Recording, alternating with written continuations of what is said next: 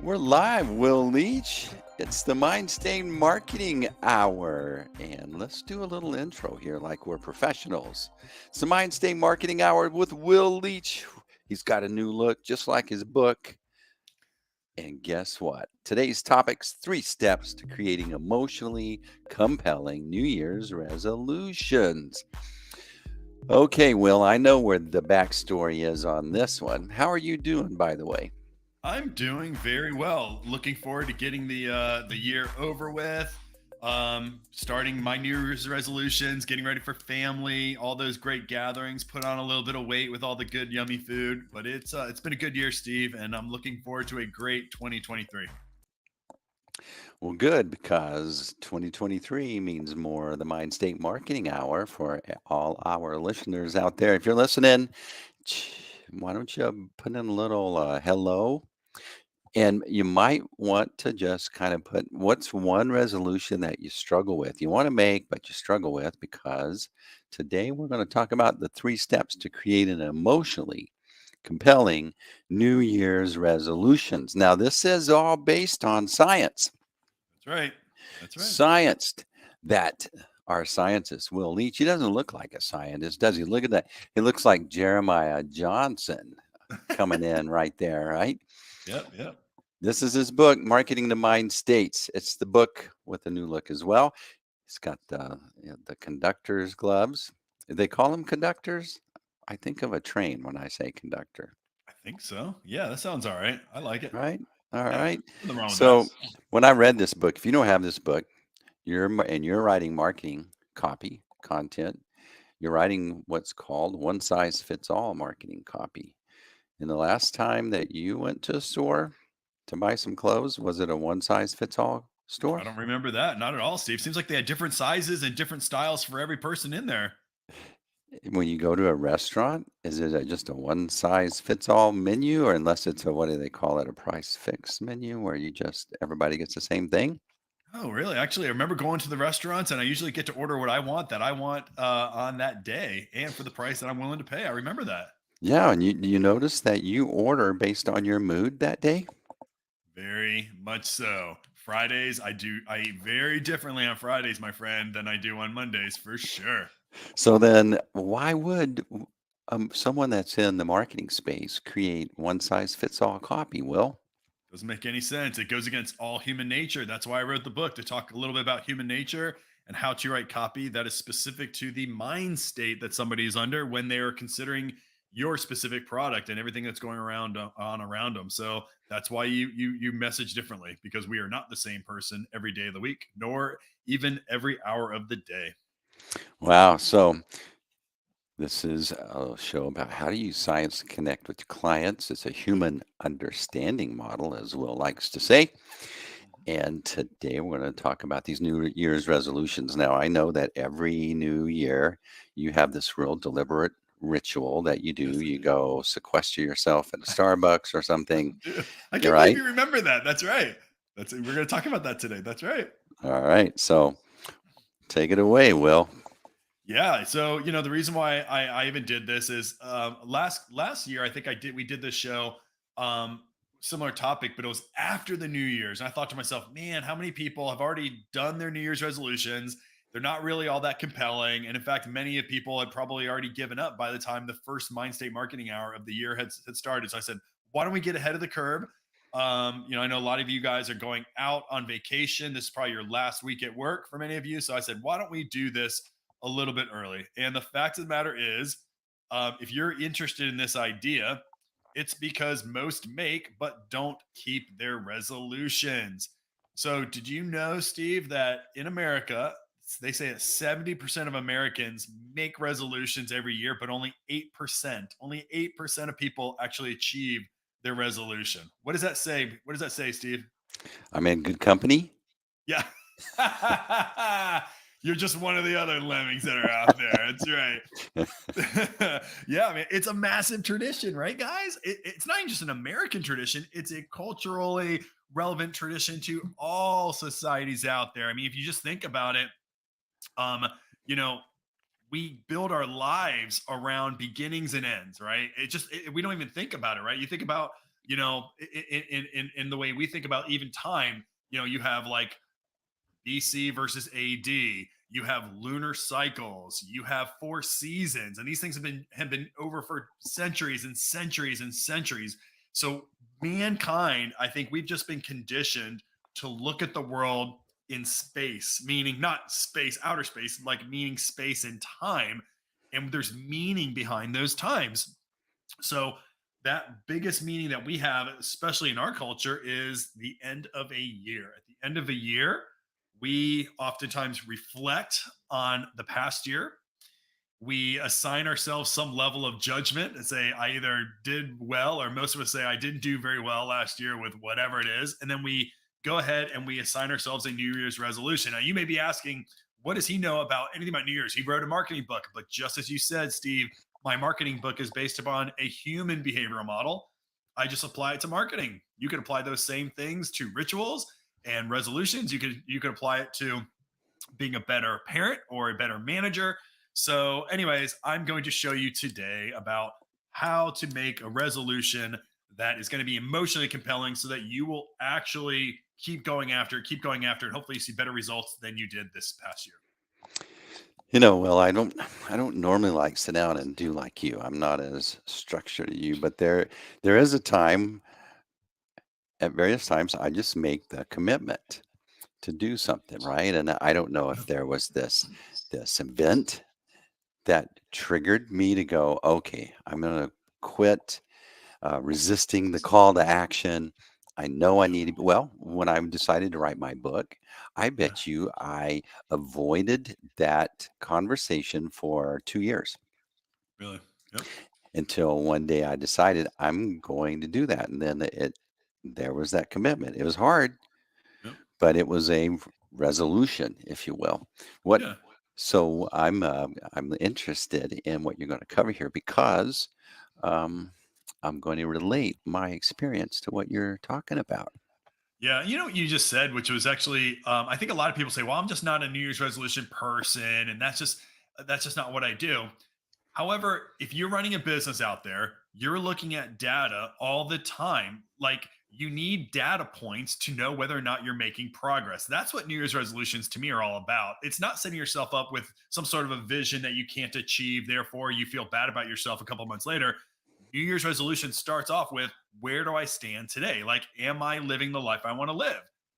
You do that in business. You look at your business scorecard, you look at your revenues every month, every week, every day, and think, am I meeting my revenue goals? So if you're doing it in your business, if you're doing it in your life, why wouldn't you also, apply those same kinds of concepts to your dreams and the things that you want to do for your body or for your finances, etc. So don't be that kind of person, Steve, that just says, I'm not that kind of guy to do New Year's resolutions, because everybody needs to do some sort of evaluation on their life, and then they can know where they stand and how to get better. That's the best sign of success in business as well as in life.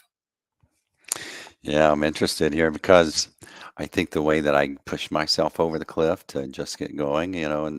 is I have to like confess it or claim it Yeah. in public so that I'll really look like I'm the real goofball that I am if I don't, right? And so Yeah. yeah, you have to put it out there in the public and say you're Yeah. going to do it, and then everybody's go, all right, let's. Then they ask you about it later, right? And I That's don't a want to big one. say, oh, I changed my mind. Yeah, no, it's a great behavioral science principle. It's a trigger, right? That Mm, it's called um oh gosh, what is the name of that heuristic? But what you're doing is basically, when you tell others you're going to take an action, you're more likely to take that action. Commitment. It's a mhm. commitment bias. You made a public commitment out there. So tell me about. So you just said that you probably had the idea for your book, The Golden Toilet, a great, fabulous book. But it probably took you 2 years to even get off your own toilet, to go off and do this thing, right?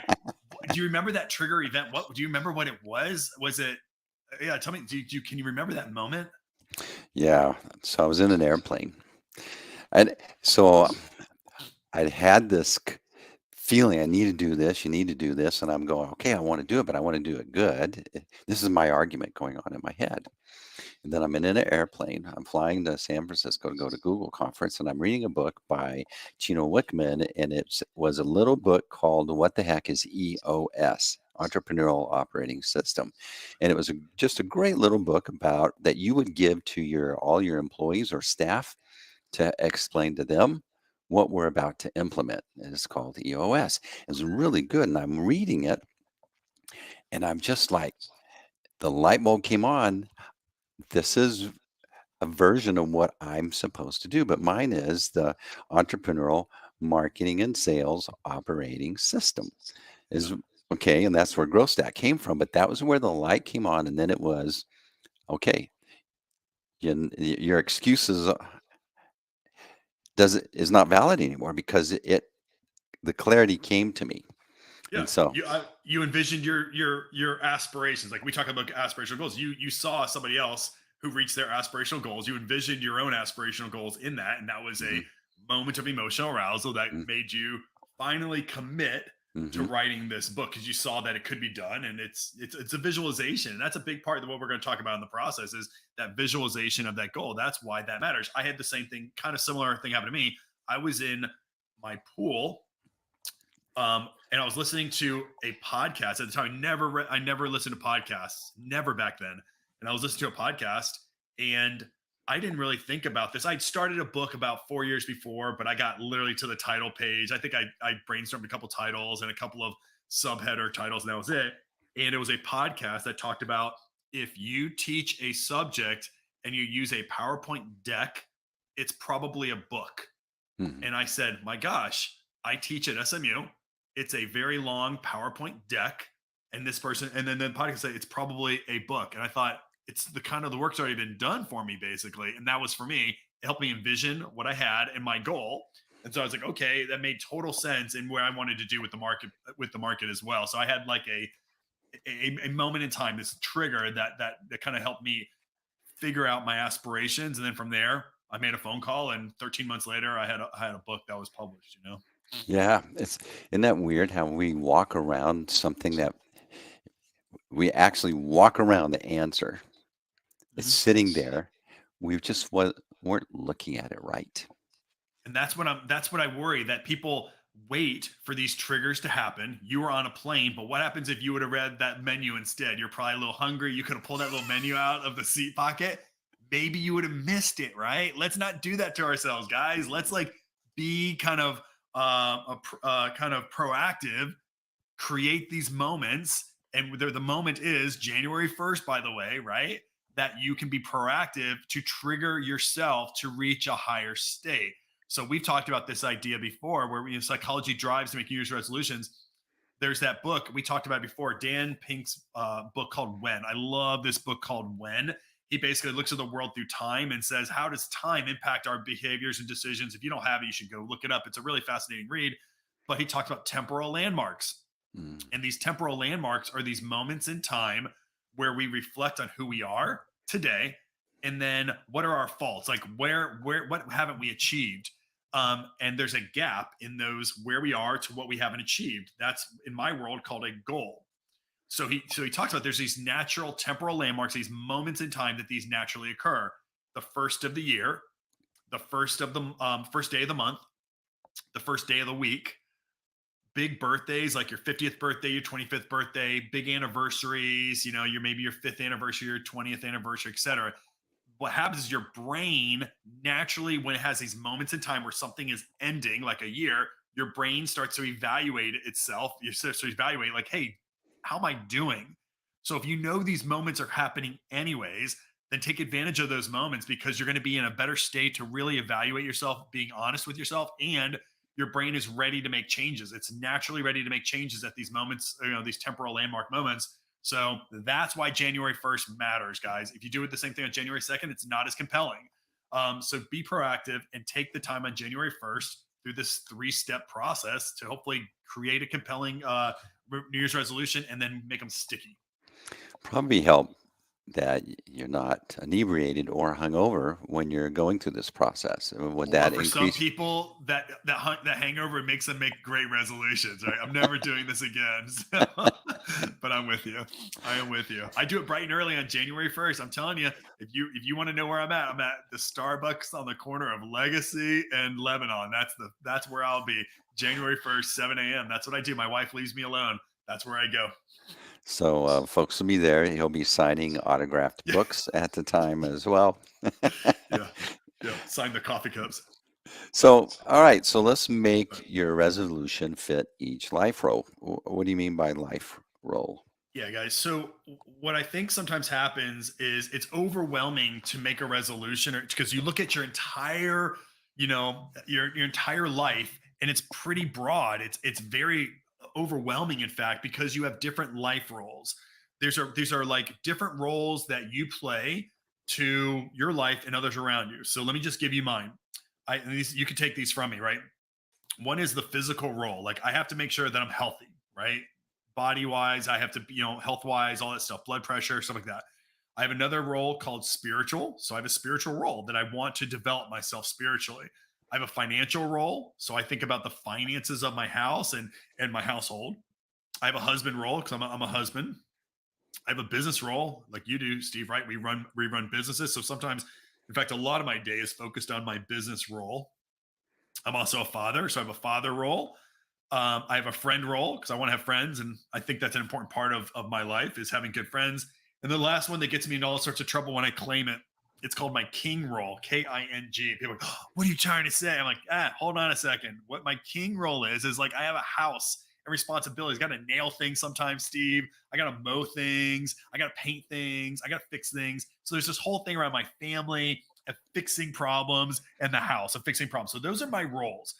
And what's useful for me is I like to look at my life through those roles. I have 8, some years I have 6, depending how I'm feeling.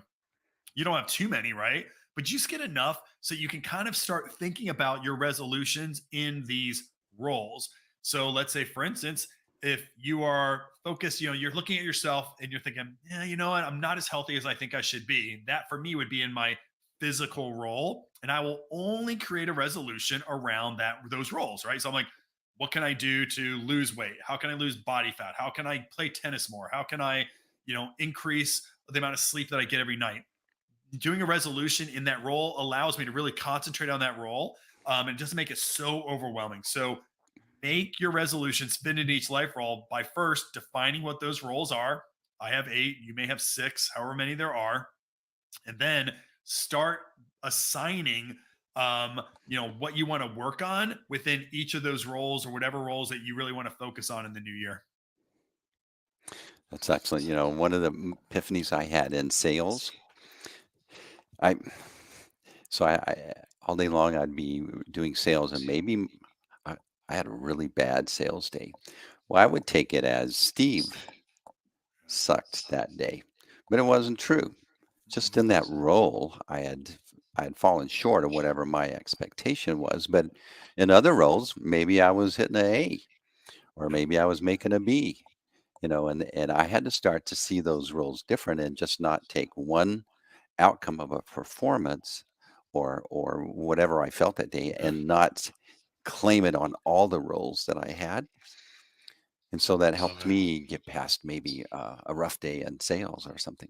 I love that. I love that. We are a collective of all these different roles. And I love that because I think sometimes if you're not, again, it's kind of like your business. If you think that's just not who I am, well, if you're not measuring your business in the correct way, then you can think your entire business sucks, right? But when it could just be one element of your business, like maybe your cash flow is going really well, but you're not growing as fast as you can because of competition. Well, if you just think, I'm not growing very fast, my business sucks, you could throw away so much, right? You do it in business. If you track your business results, like we all should be tracking in business, certainly you should be tracking your results by role, or you just throw in the entire business away because your marketing, your click-through rate is low, but yet your average revenues per client is double what your competitors are. You're actually probably doing really well. Hmm. Love Yeah. that. Love So that. focus on the right stuff. I hear myself in the background.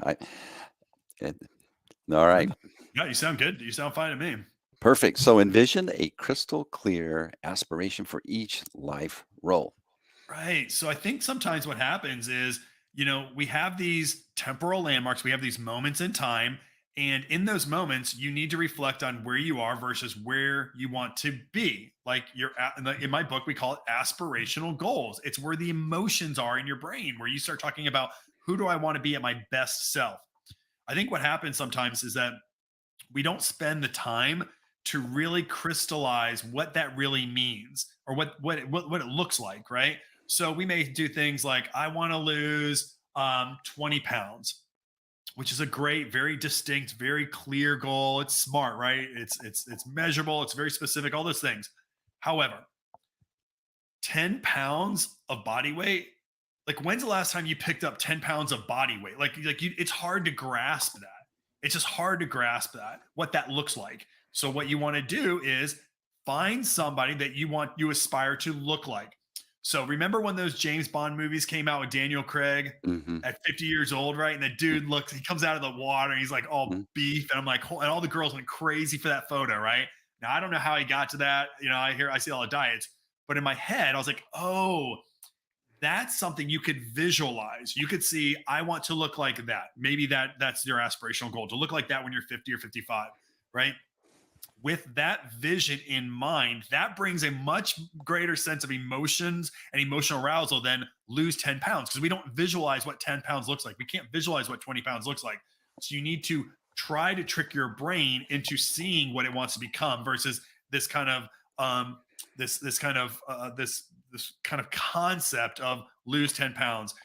The reason why, it's not because it's not a good goal. It's because you want your brain to visualize it, and if you put it into a picture, whenever you need a boost of energy, when you need a boost of confidence, you put that picture up. You don't have to sit there and go, lose 10 pounds, what's that look like? You can see what that aspirational goal is, whatever that is. So whether it's Daniel Craig, or whether it's a new Ferrari, or whether it's just a guy with always a happy family around him, whatever that is, you got to find a picture of it that works for you, because that the brain takes in that visual stimulation. It creates the emotional arousal that you need for you to take action. So uh, words and visuals matter a lot when you're going to create your resolutions. You're talking there. Your brain takes that picture and it fills in all the little multiple details that needs to happen to get it done. Whereas we may forget to declare that, so to speak, right? That's right. And so I think that's really powerful. I was thinking, I don't go to Starbucks at 7 o'clock on 7 o'clock. January. All right. I'm not that structured, but I do have a Miro board Yeah. and I have a from column and a to column. And so I'm going from this state to the desired state in all of these categories. Yep. And, s- and that is a visual thing that my brain does. I reviewed the last year's. It's amazing how much progress we made over to those columns. We didn't hit everything, but it's amazing how much progress. And there was a lot of details that had to come together that I couldn't have drawn out and really been specific. Plus, that's just not my strength necessarily. Yeah. But it happened. Yeah. Well, how often were you looking at that Miro board? Maybe once every 3 months or something when I thought Yeah. about it and we were having a discussion. One powerful thing I think came from it, I was able to show the team that picture. Yeah. Now, when you Visuals. think about it, not only was my brain and the energies rowing in that direction, all of their brains started to take effect and fill Yeah. in other details All those that gaps. Yeah. compounded on top of there to move and make progress. Yeah.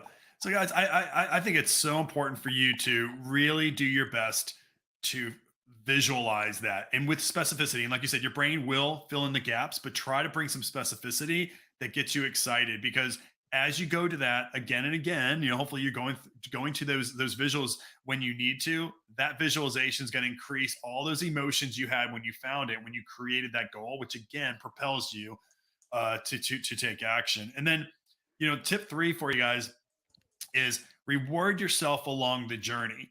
So many times we think of, especially New Year's resolutions is, okay, I'm going to set up on January 1st. And then on December 31st, we're going to see how well we did, which is okay. But if you did that in business, if you only looked at your financials once a year, if you only talked to your clients once a year, if you only thought about all the things you have to do once a year, you would find that you've strayed way off the map, and you may be totally in a totally different place than you would have been if you just looked at those goals again. So You have to get into a habit of rewarding yourself along the journey. So here's one thing I do. For me, I'm a thinker, right, Steve? I constantly try to think myself into meeting my goals. So I read a ton and I try to become an expert at a lot of things. And what I've learned over time is that sometimes you don't want to reinvent the wheel. And a part of rewarding myself across this journey is taking the smarts of other people, applying what they do, and hopefully I get the same results for my goals. So, for instance, I have this workout machine at the house called Tonal. So when COVID happened, I had some money from the book sale, so gyms were shut down. I put on a pretty good amount of weight, and so I got a Tonal. So a Tonal is an exercise machine for the home, but what it does is it has a bunch of trainers. It's kind of like a Peloton. It has a bunch of trainers you can train under, and you just press a little button, and then they tell you exactly what to do. And then there's this one guy named Jackson. Jackson is jacked. I mean, he's huge, like fitness model, men's health fitness model, whatever. But what I like about this, I'm like, listen, this guy obviously knows what he's doing. I don't know. Like he knows stuff that I don't know. So what I do is I just follow what that dude tells me to do. He tells me exactly what to do in real time. And I just sit there and go, okay, he wants me to do 10 push-ups, I do 10 push-ups. He wants me to do 15 squats, I do 15 squats. That to me is a reward. Another one of my spiritual life this year, on January 1st, I said, I want to read the entire Bible in a year. Now, that's normally you say, okay, January 1st, I'm going to go to Genesis 1 and I'm going to open up the first page of the Bible and read. And then on December 31st, who knows where I'm going to be, right? Because I don't have any kind of guidance. Here's what I do. I found a read the Bible in a year app, right? It's Mm. from it's called the Bible Recap from Tara Lee Cobble. She's great. She breaks up the Bible in chronological order, which is a funner way of reading the Bible, by the way. For me, at least, it was in a chronological order. And then that gave me all the guideposts I need. I don't rewarding that was a reward. Instead of me just going, I guess I'm gonna go read 4 chapters today, but tomorrow I'm gonna read 20. Like that's crazy. Just have somebody do that work for you. So reward yourself. You know, if you are if you're doing something for your career and you're motivated by say success, then showcase give yourself a reward when you've made a success. So you land a client that a year ago was not attainable at all. If you land that client, reward yourself, toast yourself, do something that rewards you along the journey, because like we always say, life is hard and life is long and so are our years. And you got it, you can only maintain momentum if you're giving little rewards along the way. So don't beat yourself up, reward yourself, and that'll hopefully make that journey sticky. Yeah, that's some of the times I forget to I don't know why, focused on the future things. You miss all the things that you have accomplished. Yeah. And so there's a lot of energy that comes from that if you just take a moment and go, "Hey, let's review. Oh my gosh, I can't believe that's really cool. Way to go." Yeah, it was when I was in corporate America, it was one of the things that I used to really hate. One of the hardest things I used to hate the most, I guess, was in corporate America, at least my job, there were these temporal moments. There are like 5 big parts of every year, like business review part of the year, and then strategic planning, and then customer summits. There's these things, and you would have to do a massive amount of work to achieve a, an output at the end of these weeks worth of work. And so usually it was this massive presentation in front of a bunch of executives. So you're spending a couple of days before and you're literally working all night long. You don't sleep for 48 hours, like going back to college. And then you get up on stage and you do an hour-long meeting presentation with the CEO of PepsiCo or whatever. And hopefully you got funded or whatever. Hopefully she didn't, rip you apart too bad. So you do it. It was a huge moment. Like you had spent weeks with your team. And one of the things I hated is you may be done at 2 o'clock and already by 3 o'clock, they're like, okay, so now we got to get ready for strat plan. You're like, dude, we just ended. We just got off stage. They loved our idea for where we're going to take the brand. And it was automatically immediately ready for the next thing. And I know that's corporate, but how much better would it have been if we just would all taken 2 days off Mhm. just to take a moment, even at just having dinner together that night, say we did it. And so there's a little bit of that. There's like some high fives in the back of the room afterwards. But I always thought we never took the time to really celebrate what we had just accomplished. And that made it so much harder to just go right back into the next thing. So just find moments of reward, man. Life is really tough. You got to reward yourself.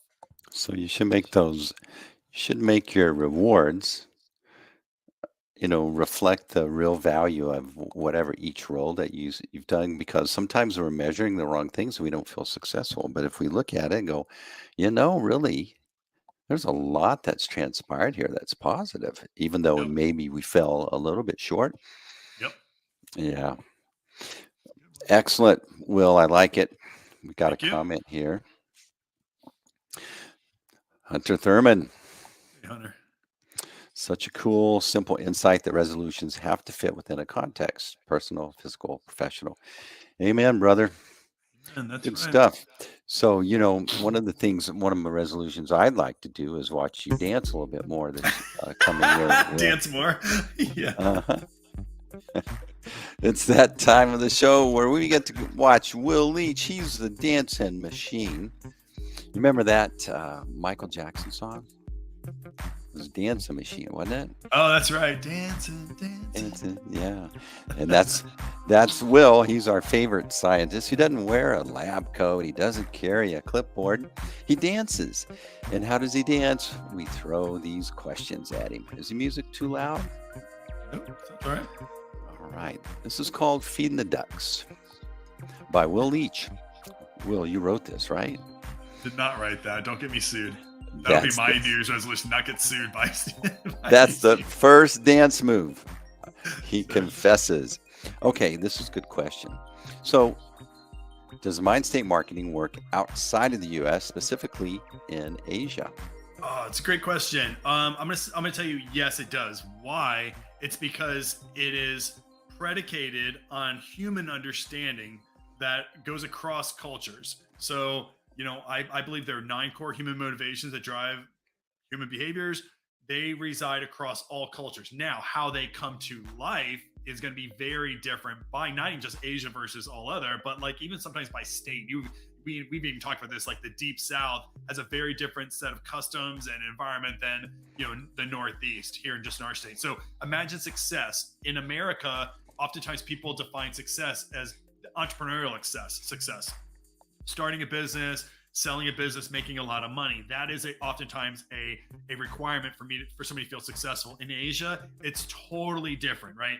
But the core component of that desire, success, still is across all cultures. So it works in and outside of the U.S. There hasn't been a culture where I don't think it hasn't worked, but how it comes to life is going to be very specific to whatever country you're in, and even parts of country.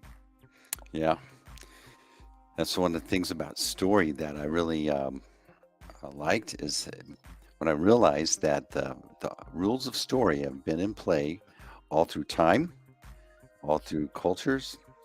That it's a consistent thing, and it'll be that way going forward as well. So to learn these universal things that are very powerful, there's always an application, not just in writing copy for your business, but maybe having a conversation with your son. So very much so. All right. How do you make money outside of the podcast, Will? Now, you guys may not believe this, but the podcast does not fund my whole life. Trust me. Yeah. So there is money to be made outside of the podcast. So, okay. So if you don't know, I'm also, well, Steve, you told me about it. I'm also an author, right? So I make money off of my book, Marketing to Mindstate. So I get, royalties from my book. I get to speak on stages, and I get paid every so often to speak on stages of my book. And because of that book, I also get to do training. So I do a lot of training with agencies and marketing departments to train them on Mindstate marketing. And Hunter actually knows this if he's still watching.